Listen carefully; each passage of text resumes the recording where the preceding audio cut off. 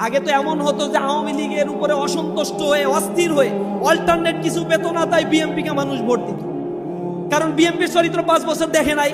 আবার যখন 5 বছর বিএনপি সেই লুটপাট করছে, তার এগেইনস্টে গিয়ে আবার আওয়ামী লীগকে মানুষ ভোট দিত। উপায় অন্ত পেত না, কারণ এখানে বেটার অপশন তাদের কাছে ছিল না। এখন বাংলাদেশের মানুষ দুইজনেই দেখা শেষ। বিএনপিরা তো দেখা শেষ, সে কত লুটপাট যে করেছে।